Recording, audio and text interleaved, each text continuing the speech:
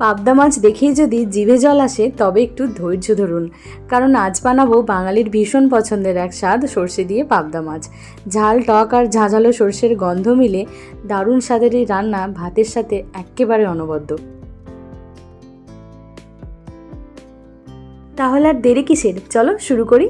প্রথমেই পাবদা মাছ ভালো করে ধুয়ে হালকা হলুদ, নুন আর সামান্য তেল দিয়ে মেখে রেখে দিয়েছি কয়েক মিনিটের জন্য। মাছ ভাজার সময় যাতে তেল কম ছিটকায় সেজন্যই কিন্তু এই ম্যারিনেটের সময় অল্প তেল দিয়েছি।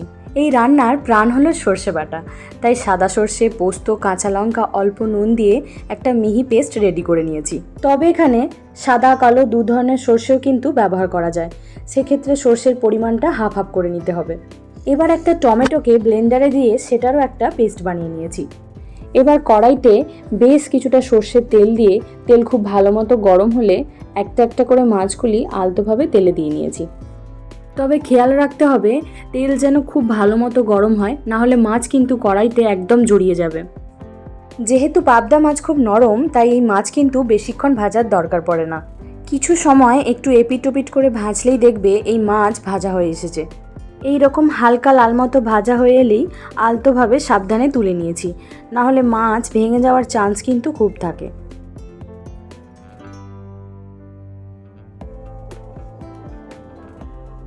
এবার ওই তেলে দিয়েছি কিছুটা কালো জিরে, কাঁচা লঙ্কা আর সামান্য পরিমাণে আদা বাটা। সব কিছুক্ষণ ভেজে নিয়ে দিয়েছি পেস্ট করা টমেটোটা। এবার টমেটো কিছুক্ষণ নেড়ে নিয়ে দিয়েছি পরিমাণ মতো নুন, হলুদ আর কালারের জন্য অল্প কাশ্মীরি লঙ্কার গুঁড়ো। সব কিছু ভালো মতো মিশিয়ে নিয়ে দিয়েছি সর্ষে পোস্ত দিয়ে বানিয়ে রাখা পেস্টটা। সমস্ত মশলা ভালোভাবে কষিয়ে নিয়েছি যতক্ষণ না তেল ছেড়ে আসছে। তেল ছেড়ে এলে পরিমাণ মতো জল ঢেলে সব ভালোভাবে মিশিয়ে নিয়ে জল ফুটতে দিয়েছি কিছুক্ষণের জন্য।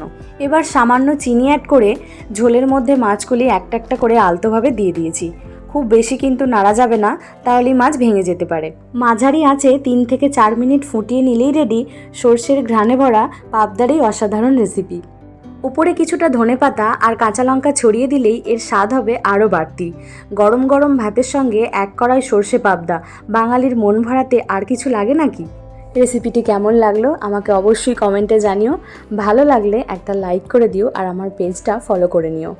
আবার দেখা হবে অন্য কোনো রেসিপি নিয়ে। আজকের জন্য টাটা।